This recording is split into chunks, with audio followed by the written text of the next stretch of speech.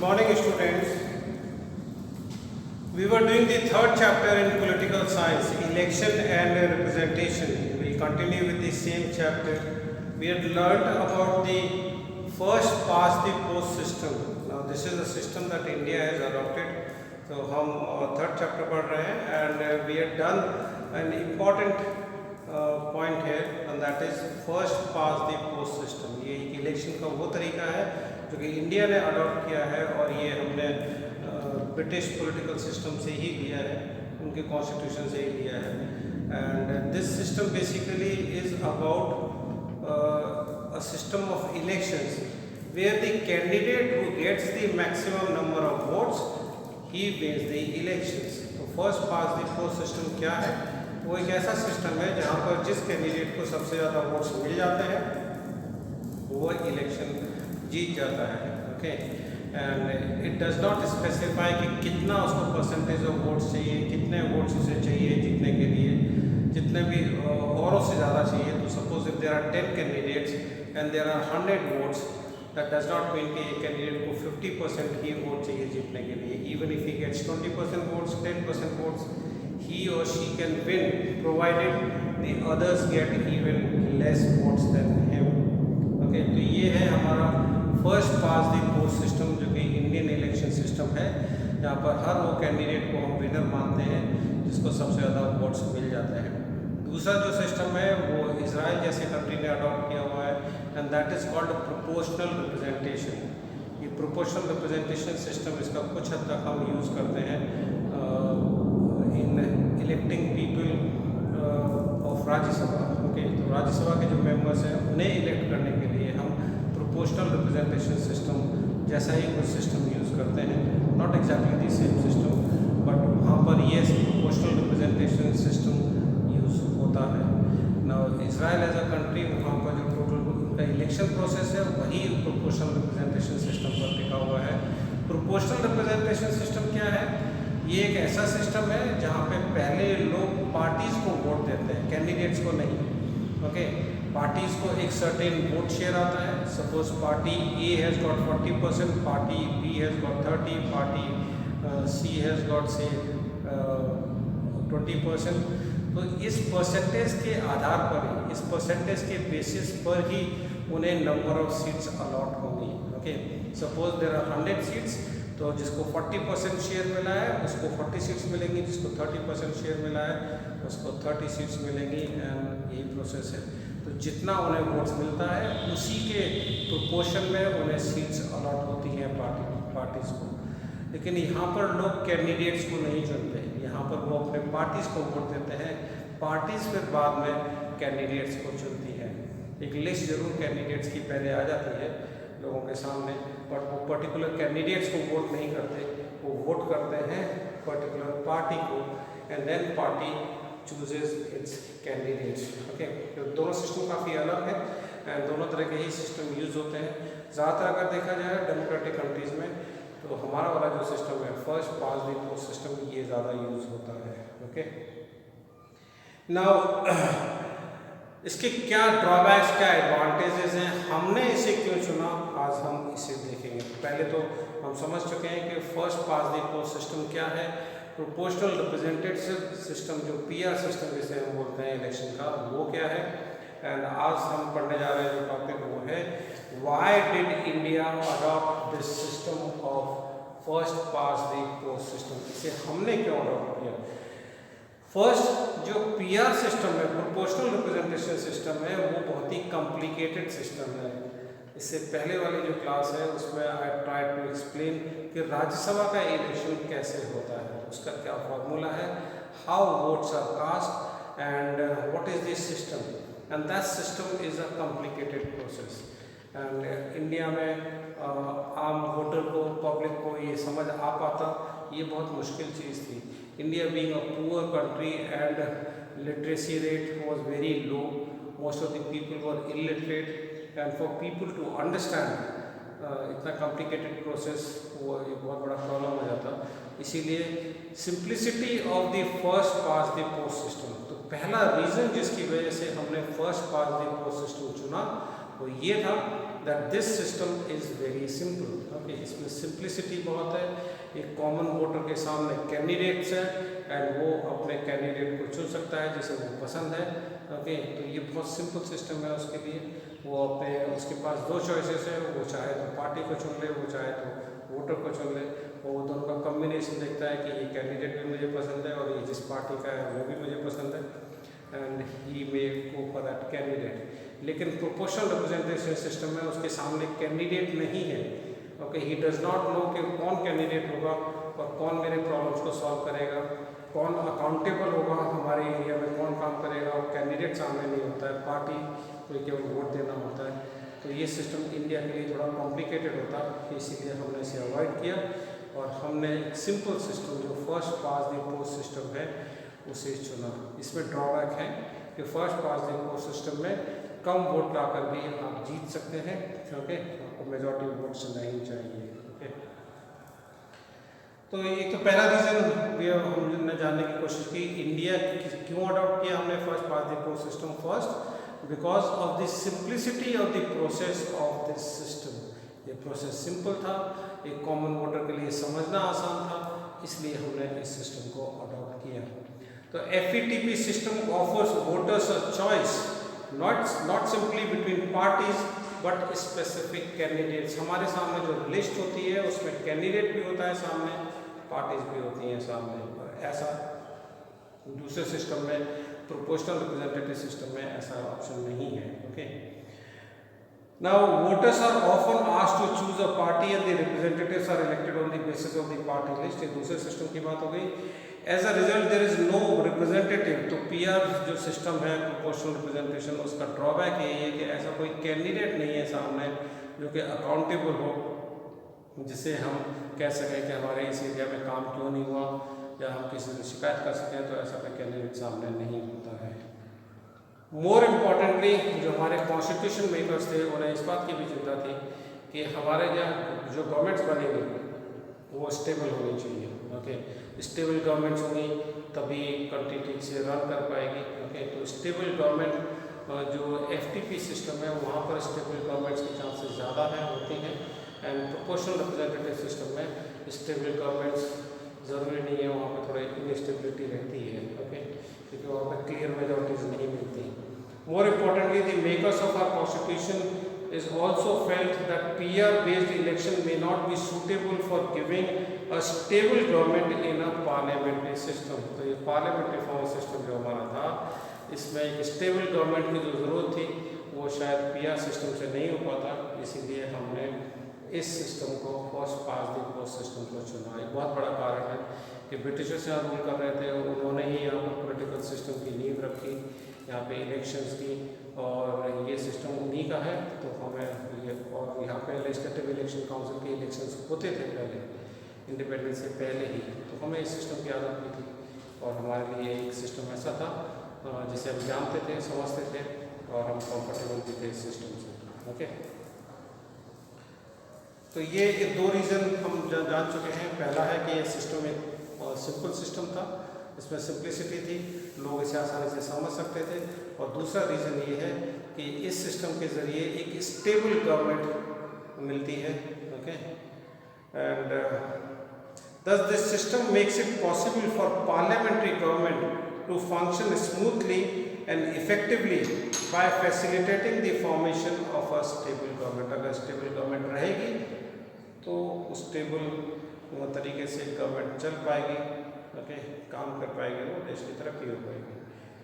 The first past the post system has proved to be simple and familiar to ordinary voters। It has helped larger parties to win clear majorities। यहाँ पे clear majorities लाना थोड़ा आसान है at the center and state level। The system has also discouraged political parties। एक और है कि ये political parties को discourage करता है कि वो एक पर्टिकुलर कास्ट के वोट को ही लेने की कोशिश करें या एक पर्टिकुलर कम्युनिटी के वोट को ही लेने की कोशिश करें। Suppose there is a party एंड वो कोशिश करती है कि वो केवल लोअर कास्ट के लिए काम करना चाहती है, लोअर कास्ट की पार्टी है और वो केवल लोअर कास्ट के ही सारे वोट्स ले। Suppose if lower caste 70% in the country, तो उनको वो 17% वोट्स आराम से मिल जाएंगे।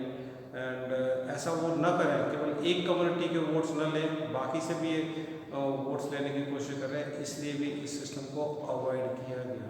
ओके, तो एक पार्टी केवल किसी एक पर्टिकुलर कास्ट या कम्युनिटी के वोट्स पर डिपेंडेंट ना हो, इसलिए भी हमने first past the post system को लिया। तो 3 रीज़न हो गए। पहला है simplicity of the process of this system of first past the post system. Second is that it provides a stable government and clear majorities यहाँ पे मिलना आसान है, and that can provide us stable governments. And third is that the parties will not try to get the votes of a particular caste or a community. Okay, फिर जो next topic है that is about reservations of constituencies.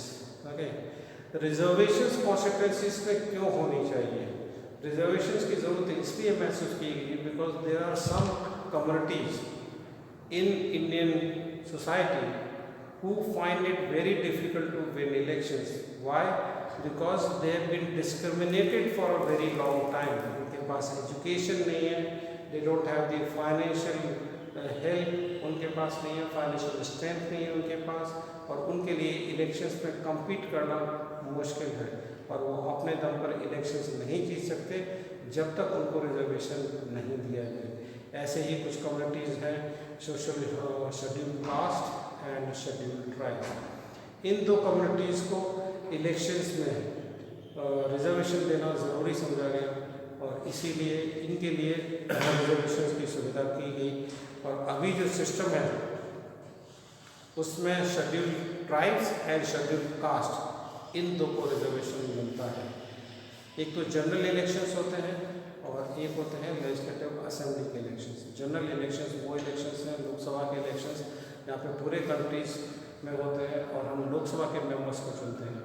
इसमें भी reservation होता है scheduled tribes के लिए and scheduled caste के लिए। फिर दूसरे इलेक्शन जो हैं, जो लेजिस्लेटिव असेंबली के इलेक्शंस हैं, विधानसभा के इलेक्शंस, वहाँ पर भी उन दोनों को रिजर्वेशन दिया जाता है। जो विलेज पंचायत एंड नगर पालिका एंड नगर निगम, इनके जो इलेक्शंस हैं, okay, municipality, municipal corporations and village panchayat, इनके जो इलेक्शंस हैं, जो कि हमारा लोकल गवर्नमेंट कहलाता है, जो कि 3rd टियर है हमारा फेडरलिज्म का, इनके भी इलेक्शंस होते हैं रेगुलरली। एंड यहाँ पर जो रिजर्वेशन है वो केवल scheduled tribes and scheduled cast को नहीं है।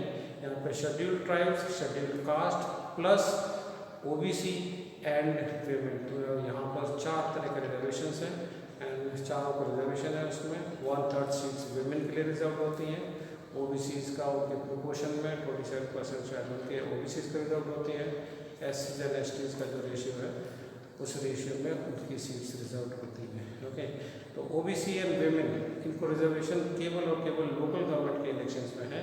एंड लोकल गवर्नमेंट में आते हैं आपके municipality, municipal corporation, village panchayat, block, जिला परिषद और इनके जो इलेक्शंस हैं केवल यहाँ पर 4 तरह के रिजर्वेशन हैं। बाकी जो दूसरे इलेक्शंस हैं, general elections and legislative assembly elections, वहाँ पर 2 तरह के 2 कम्युनिटीज़ को रिजर्वेशन दिया गया है, scheduled tribes and scheduled cast. Okay, इस सिस्टम को थोड़ा डिटेल में यहाँ एक्सप्लेन किया गया है कि कॉन्स्टिट्यूंसीज कैसे उनकी चूज़ की जाती हैं। Okay, the highest votes in a particular constituency is declared elected, और इसीलिए यहाँ पर डिसएडवांटेज हो सकता है उन स्मॉलर सोशल ग्रुप्स को। अगर हर कॉन्स्टिट्यूंसी में सपोज 10% है किसी कम्युनिटी की स्ट्रेंथ, तो वो अपने दम पर तो इलेक्शन नहीं जीत सकते, इसलिए उन्हें डिसएडवांटेज हो सकता है। And because we have had a history of caste discrimination, क्योंकि कास्ट के बेसिस पर हम डिस्क्रिमिनेट करते रहे शेड्यूल्ड कास्ट के लोगों के साथ, जिन्हें हम दलित्स कहते हैं, उनके साथ डिस्क्रिमिनेशन होते रहा, और इसीलिए उनको भी इस सिस्टम में बराबर का दर्जा मिले, इसलिए हमने उनको रिजर्वेशन दिया। Okay, so constitution makers are aware of this difficulty and the need to provide a way to ensure fair and just election to the oppressed social classes. And इसीलिए इससे पहले भी था हमारा सेपरेट इलेक्टोरेट्स हुआ करते थे पहले भी, okay, before our independence also. In a particular constituency, their numbers may not be sufficient to be able to influence a victory of a candidate. अगर सपोज कोई छोटा ग्रुप है और उसका हर कॉन्स्टिट्यूंसी में 10, 15, 20% अगर लोग हैं तो वो अपने दम पर ही किसी को इलेक्शन जिता सकें, ये पॉसिबल नहीं है। इसीलिए अगर हो सकता है कि उनके वोट्स 50-20% होने के बावजूद भी उनका कोई कैंडिडेट नहीं जीते। इसीलिए the constitution provides for reservation of seats in the Lok Sabha and the state legislative assemblies, जिसे हम विधानसभा कहते हैं, for the scheduled tribes and scheduled caste. इन दोनों को state legislative assemblies and Lok Sabha के इलेक्शंस में रिजर्वेशन दिया गया है। दिस प्रोविजन वॉज पहले 10 साल के लिए किया गया, फिर इसको 2020 तक एक्सटेंड किया गया और ऑब्वियसली वो और एक्सटेंड हो जाएगा। The number of seats reserve for both of these groups is in proportion of their share in the population of India. किसको कितनी सीट्स रिजर्व रहेंगी, ये इस बात पर डिपेंड करेगा कि उनका कितना परसेंटेज ऑफ पॉपुलेशन है उन लोगों की। यहाँ पे एक फिगर दिया गया है, and this you can remember.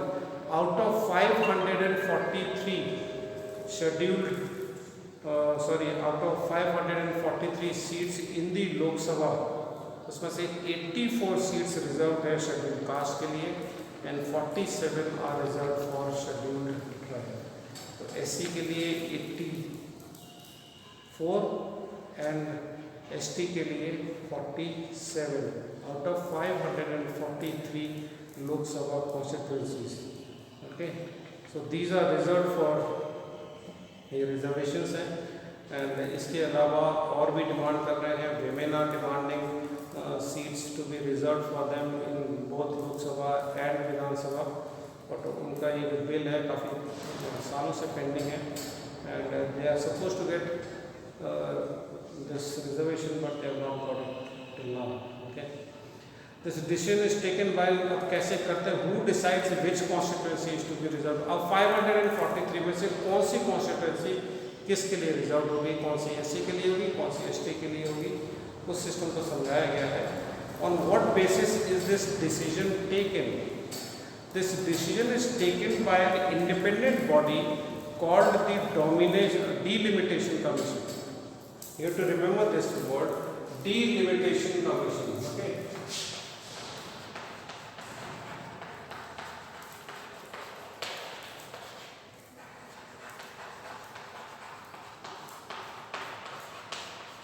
Now this commission,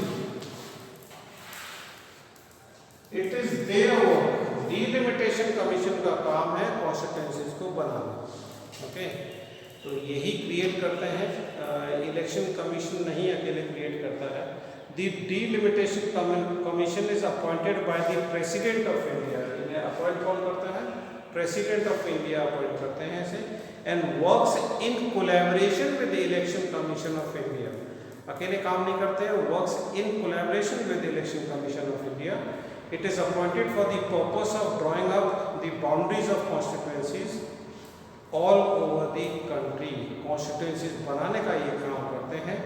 इन्हें ही पता होता है कि कौन से कॉन्स्टिट्यूंसी में कितनी पॉपुलेशन है, किस कास्ट की कितना रेशियो क्या पॉपुलेशन है, और यही basically a quota of constituencies to be reserved in each state is fixed depending on the proportion of SC and ST population in the constituency. तो इस कॉन्स्टिट्यूंसी बन जाने के बाद किस कॉन्स्टिट्यूंसी में कितना प्रोपोर्शन SCs एंड STs का है, उसके आधार पर कॉन्स्टिट्यूंसीज को रिजर्वेशन दिया जाता है।